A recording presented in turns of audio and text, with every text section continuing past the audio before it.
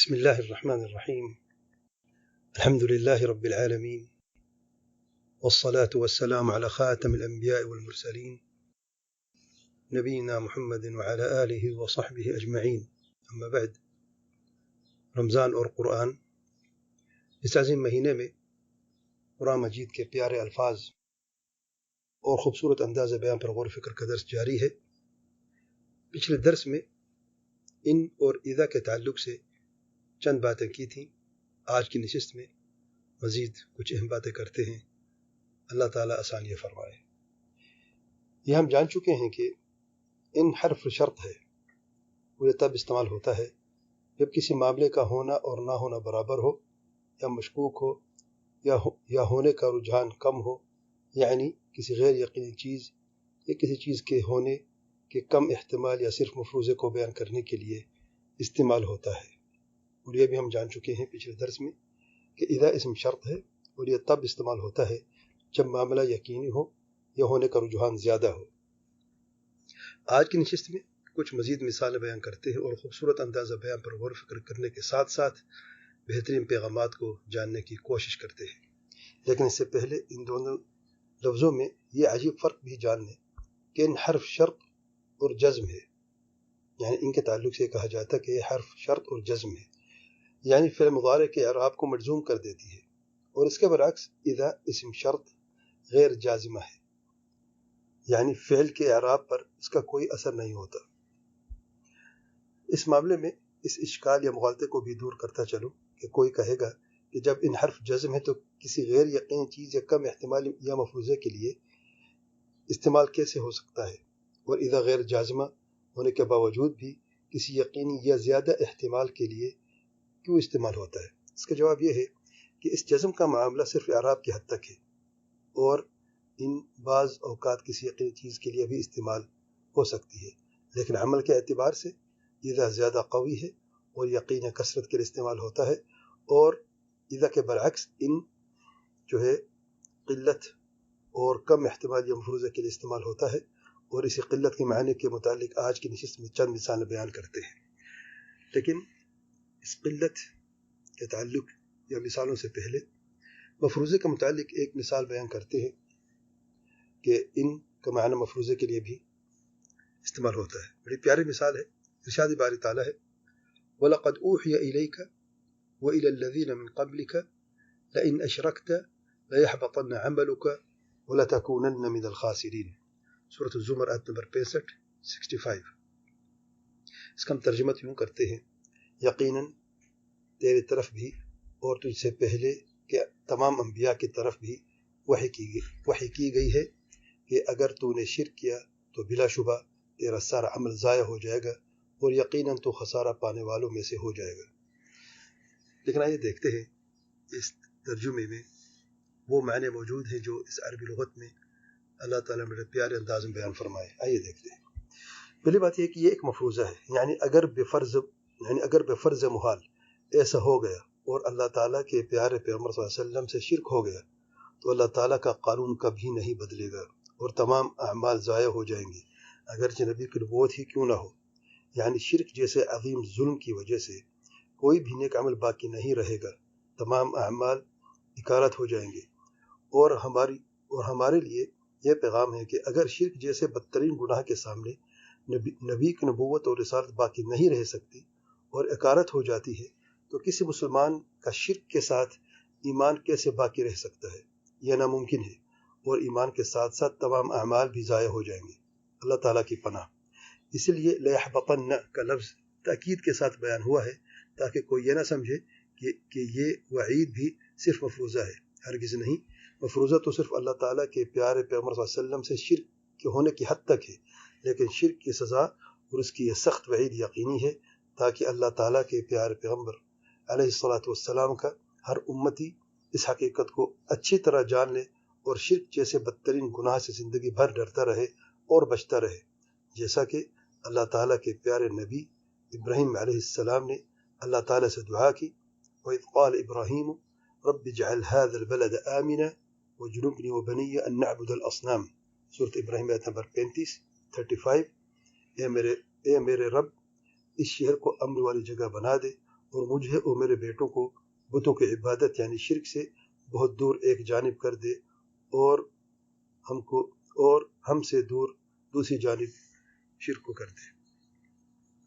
یعنی جیسا کہ دریا کے دو کنارے ایک دوسرے سے ہمیشہ دور ہے، کبھی مل نہیں سکتے، اسی طریقے سے مجھے اور میرے بیٹوں کو بھی شرک سے دور کر دے. سبحان اللہ، کیا خوبصورت انداز بیان ہے، اور اس سے بڑھ کر اس میں یہ پیغام ہے کہ شرک سے ہمیشہ دوری اختیار کرنی ہے اور شرک سے ڈرتے بھی رہنا ہے. ہر مسلمان جو ہے وہ ہمیشہ شرک سے ڈرتا رہتا ہے تاکہ وہ ہمیشہ شرک سے بچتا رہے، اور یہی سب سے بڑا پیغام ان دونوں آیتوں میں ہے. اب ان کے تعلق سے قلت کی معنی کی چند مثال اور ان میں عظیم پیغامات ملاحظہ فرمائیں. ارشاد باری تعالیٰ ہے وَإِذْ تَأَذَّنَ رَبُّكُمْ لَئِن شَكَرْتُمْ لَأَزِيدَنَّكُمْ وَلَئِن كَفَرْتُمْ إِنَّ عَذَابِي لَشَدِيدٌ. سورۃ ابراہیم آیت نمبر 7. اور جب تمہارے رب نے اعلان کیا اگر تم شکر کرو گے تو میں ضرور تمہیں زیادہ دوں گا، اور اگر ناشکری کرو گے تو بلا شبہ میرا عذاب بہت سخت ہے. شاہد یہ ہے لَئِن شَكَرْتُمْ لَأَزِيدَنَّكُمْ، شکر کرتے رہو چاہے تھوڑا سا ہی صحیح، لیکن اپنے عمل سے اس کا حق ادا کرتے رہو. توحید و سنت کی اساس پر میں تمہیں اس سے زیادہ مزید عطا کرتا رہوں گا، کیونکہ شکر کی بنیاد عمل ہے اور عمل کی اساس اخلاص اور اتباع سنت ہے. اور اگر ناشکری کرو گے تو یہ نہیں فرمایا لأعذبنکم، ذرا غور سے، جہاں پر شکر کا لفظ ہے لئن شکرتم لأزیدنکم، وہاں پر جواب الشرط کی جگہ جو ہے یہ جواب القسم ہے، کیونکہ لام موقع القسم ہے لأزیدنکم میں، تو قسم کا جملہ جو ہے اس میں جواب الشرط کی جگہ آ گیا ہے. جہاں پر انعام اور احسان کی بات ہے تو مزید عطا فرماؤں گا، اور جہاں پر ناشکری کی بات ہے تو یہ نہیں فرمایا لأعذبنکم، سبحان اللہ، بلکہ عام لفظ میں فرمایا ان عذابی لشدید، تاکہ خیر کی امید باقی رہے اور ناشکری سے توبہ کرنے میں کبھی دیر نہ ہو. ہمارے لیے اس آیت کریمہ میں یہ پیغام ہے کہ رب کریم کا کرم اتنا زیادہ ہے کہ تھوڑے سے شکر سے بھی وہ بہت خیر سے نوازتا ہے. بس ہمیں اپنے رب کا شکر گزار ہونا چاہیے، اس کے خزانوں میں کوئی کمی نہیں ہے، کمی ہمارے ایمان اور شکر میں ہے جسے ہمیں ہمیشہ مضبوط کرنا چاہیے.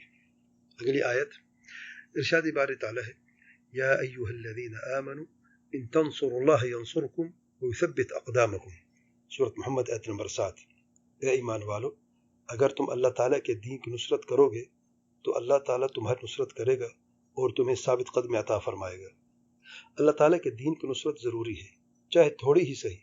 جب تک اللہ تعالیٰ کے دین کی نصرت مسلمان کرتے رہیں گے، اللہ تعالیٰ کی مدد اور نصرت اور ثابت قدمی بھی ملتی رہے گی. ہمارے لیے یہ پیغام ہے اس آیت کریمہ میں کہ ہمیں مومن، موحد، متبع سنت اور بعمل سچا مسلمان ہونا چاہیے. اللہ تعالیٰ کی مدد اور اعانت و نصرت ہمیشہ رہے گی.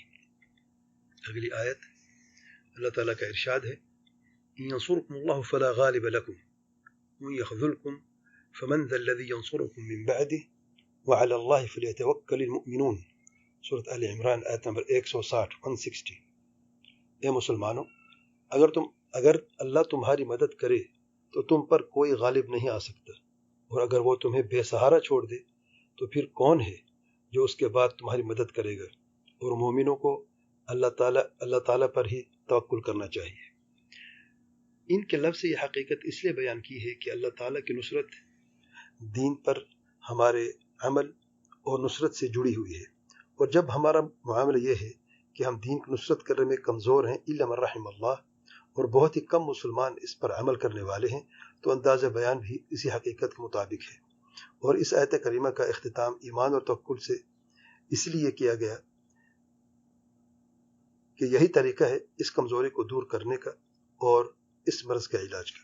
ہمارے لیے اس آیت کریمہ میں یہ پیغام ہے کہ جب تک مومنوں کا اللہ تعالیٰ پر توکل رہے گا اور اس کا حق ادا کرتے رہیں گے تو اللہ تعالیٰ کی مدد اور نصرت اور دشمنوں پر غلبہ بھی ہمیشہ رہے گا. اور جب توکل میں کمی یا کمزوری ہوگی تو اللہ تعالیٰ کی مدد اور نصرت میں بھی کمی ہوگی اور رسوائی کا سامنا کرنا پڑے گا. اللہ تعالیٰ ہم سب پہ رحم فرمائے. اور آخر میں اذا کے تعلق سے اس عظیم صورت میں دیکھیں کہ کس طریقے سے تمام باتیں یقینی ہیں اور اس میں خوبصورت پیغام ہمارے لیے کیا ہے. آئے اس پہ غور کریں. اللہ تعالیٰ کا ارشاد ہے اذا جاء نصر اللہ والفتح ورأيت الناس يدخلون في دين الله أفواجا فسبح بحمد ربك واستغفره إنه كان توابا. سورة النصر. نصر، فتح اور کامیابی، لوگوں کا دین اسلام میں فوج در فوج داخل ہونا، اللہ تعالیٰ کے پیارے پیغمبر صلی اللہ علیہ وسلم کا کثرت سے تسبیح، حمد و ثنا اور استغفار کرنا اور اس کا حق ادا کرنا، یہ سب یقینی ہے اور ہو چکا ہے. اور ہمارے لیے یہ پیغام ہے کہ عزت، کامیابی اور غلبہ ہر اس مومن کے لیے ہے جو اللہ تعالیٰ کے پیارے پیغمبر صلی اللہ علیہ وسلم کی اتباع سنت کا حق ادا کرتا رہے گا. واللہ اعلی و اعلم. اللہ تعالیٰ ہم سب کو علم نافع اور عمل صالح کی توفیق عطا فرمائے، قرآن و سنت کو صحیح سمجھنے اور منہج سلف الصالحین پر چلنے کی توفیق عطا فرمائے، اور ہر وبا، فتنے اور شر سے محفوظ فرمائے. آمین رب العالمین.